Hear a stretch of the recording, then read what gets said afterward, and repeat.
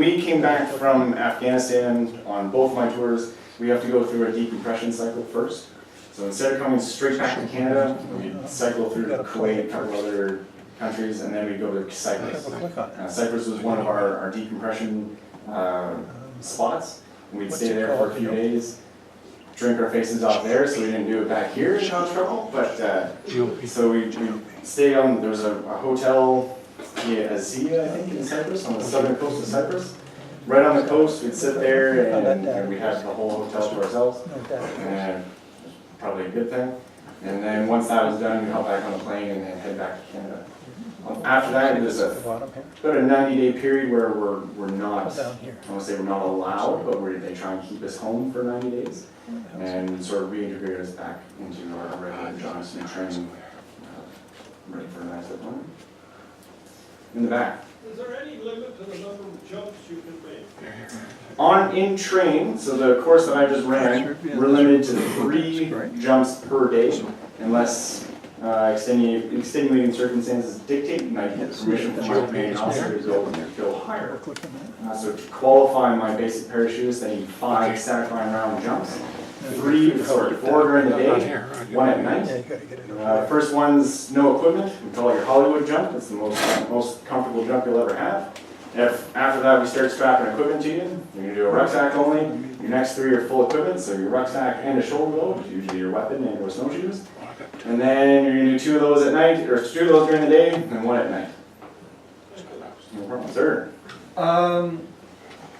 Wayne was talking about the deployment and how you, what was the term used, decompression? Our decompression, decompression. I'm just wondering, now you hear the word peacekeeper quite a bit. We do. And we know about the action that Canadian soldiers have seen over the last, say, 15 or 20 years. Are those 2 terms blurred, or is it essentially soldiers in the field now as opposed to peacekeepers? We're all the same people. It just depends on the type of mission that we're employed at the moment. So I could be employed as a peacekeeper, or a war fighter, or a peacemaker. They're all very defined differently. So in Afghanistan, I was employed on what we call full spectrum operations. So like as I was saying, just securing a school or a medical outreach center, all the way to laying in wait in ambush for Taliban. And trigger my triplers or whatever, and I'm gonna light them up. So like I said, full spectrum of operations, or public outreach or outreach operations. We just go try and win our hearts and minds, shaking hands and making conversation, or we're just straight up trying to hunt the bad guys. As General Hillier said, I'm gonna smoke them out of their holes. Sir. What height do the jump from when you're practicing? So this system here, on course, we practice at 1,250 feet AGL. Exercise jumps, we go down to 800 feet, and operationally, we're looking at 600 feet. So you're on the ground pretty quick. The aircraft, if we're jumping out of a Herc, we're jumping at 130 knots, about 240 kilometers an hour. So, yeah. Okay, we got someone up here. So you know when you're driving down the 401, if anybody smokes, you roll the window down a little bit and you flick your cigarette out the window. You're doing about 100, 120. If you're up to 240, that cigarette is going to be you. So when you jump at 800 feet, you go 1, 2, 3, oh shit. Yeah. It's we have a deployment count, so we count to 4, and You want to comment on this? yeah, there we go, perfect. Oh, it's not full there, but we're getting close. That's all right. Beside the X, there's Is a... that you? To the Let's left see. of the X. No, X is not visible right now. Is this overseas or here? this is in Belleville, actually, just south of Belleville. So you'll see the airport, the runway there. Actually, there's Belleville right there. That's the Bay of Quinte. Yeah. There's the bridge. Yeah, that's the bridge going over the Bay of Quinte. So there's a Mountain View Airport just south of Belleville that is part of the Safety Trenton, and that's where we do most of our parachute operations. Excuse me, I'm going to move this out of the way for a second. No problem. I'm going to get to my square. area. Now, And this parachute, our now what CT6, happened to it? we train at 12,500 feet for free fall and also for static line squares, so we can hook this one up to the aircraft, we can exit the airplane, and our parachute will be deployed almost immediately, to a 4-second delay. Once that happens, then, like I said, we're under canopy, we can glide pretty far.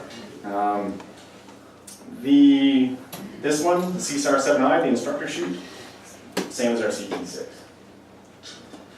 Sorry. Years ago, we were Sorry. at Camp Gordon, and I remember talking to some of the armory people, they were saying the amount of rounds they would fire off in a year was. So I had to move it over here. You should be able to move it close over there too. It really depends on where you're employed and how you're employed. As an infantry soldier, I'm privileged enough to be able to go through more rounds than the average soldier. But that also depends if I'm on workup training for a named operation or not. So if I'm on workup training for a named operation, There you I go. can't shoot enough. So there's always enough. There we go. For exercises, sometimes we don't have live ammunition, but we do have blank ammunition, and we can actually shoot at each other, and simulation. So it's like paintball, only it stings a little more. You're up and going now. Right. Perfect. So in this video, as you can see, he's under the CT6 in free fall. The instructor is giving some hand signals. He's not doing too well, but he's fairly stable. He's legs out. He's trying to give him legs to get him to track towards you. Okay, stop. Yeah, perfect. Right now they're traveling. So terminal velocity for the human body is about 125, 130 miles an hour. Depending on your body position, the equipment you're wearing. I remember when I was learning, I was wearing full equipment. So this parachute, a shoulder load with a rifle, and a rucksack between my legs. I got out of control, spinning out of control, and I looked at my inside our helmets. We have essentially a speedometer that you can look at afterwards. It's a little computer that will tell you how fast you're going. I'm doing 180 miles an hour.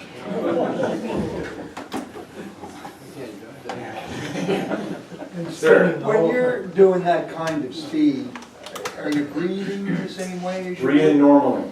Breathing normally. So about the first 10 seconds, you have not reached terminal velocity yet, depending on which aircraft and type of exit and how fast you're going. Once you reach terminal velocity, it doesn't feel like I find it doesn't feel like you're falling anymore. So you get that feeling where you're falling out of bed, or you think you're going to fall out of bed. You'll get that as soon as you leave the aircraft. Once that relative wind catches you and you reach terminal velocity, it doesn't feel like you're falling anymore.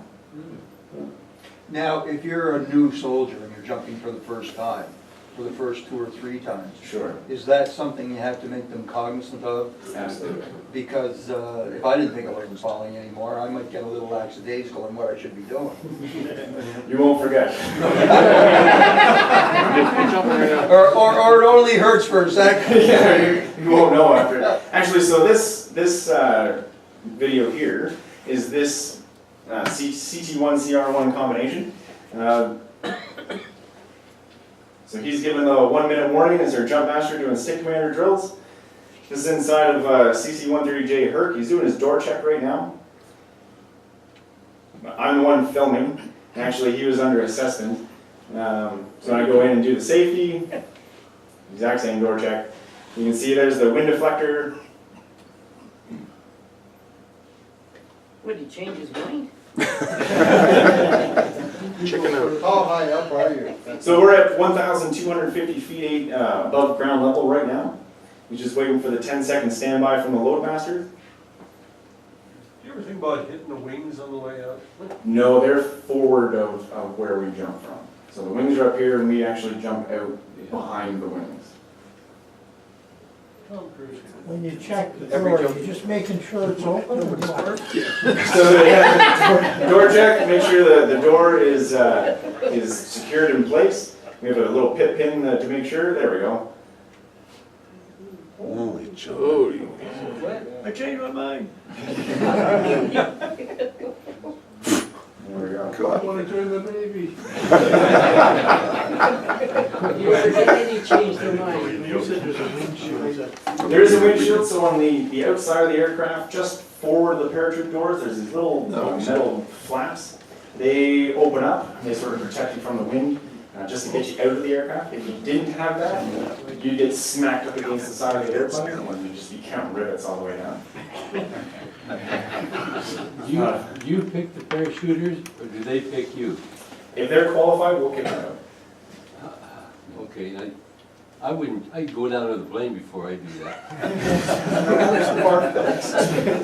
So the aircraft will actually explode into a ball of flame, and to be honest, I'd rather to jump out of it. I have much more trust in the parachutes than I do. Yeah. That's because you back the chute. Yeah, right. How much flight time would you have at that height? So under the CT1 CR1, you're under canopy for just under a minute at 1,250 feet AGL.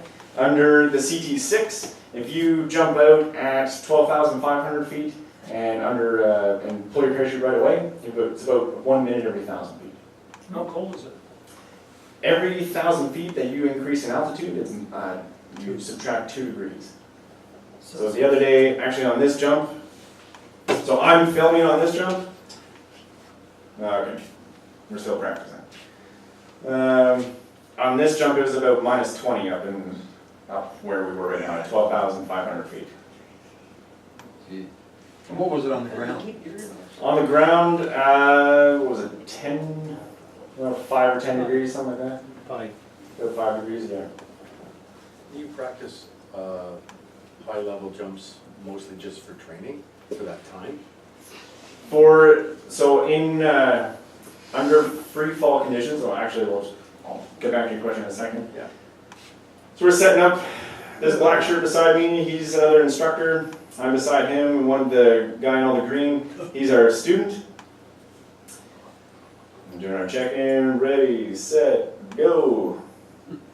There we go. Yeah, we jump out backwards, we call it a poise. It's a lot of fun. I can do karate kicks out the back and backflips and all that stuff. It's a lot of fun.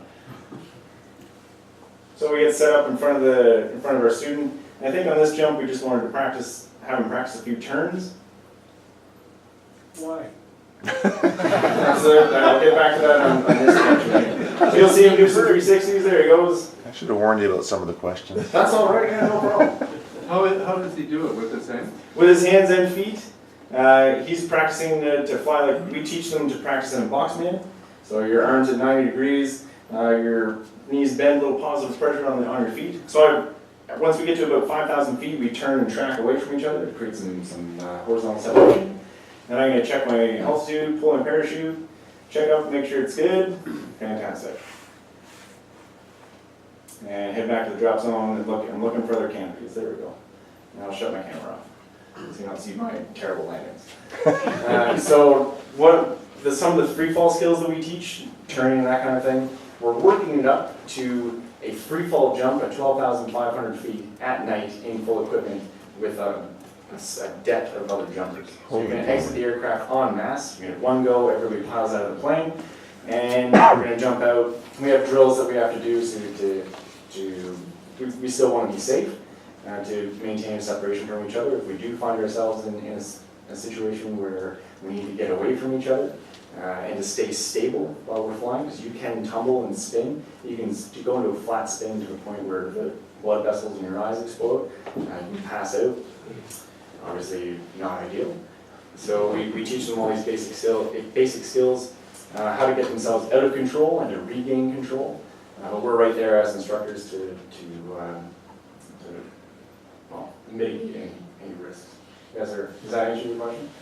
Yeah, I was asking that, but I was more concerned that you're doing high-level jumps for the time in between for training, but when you're in the field, you're doing low-level jumps to get to the ground quickly. It depends what kind of mission we're on. So on the round shoots, yes, we want to get you on the ground. There's en masse hypothetical situation, we're jumping onto an airfield. We're going to seize and control that airfield. We're going to get as many jumpers on the ground as fast as possible.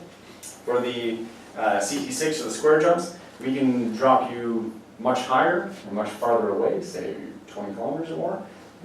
Come in nice and slow and quietly. Yes. So you done your jump, now you're on the ground, Mhm. you wanna get rid of that chute as fast as possible. Are there tear-offs or whatever to get it out? There are 3 quick fit ejector snap hooks. Pop those off, drop it, and there you go. Yes, sir. On a night jump, in the middle of nowhere, Mhm. there's not much light on the ground. No, there is Nothing. not. No.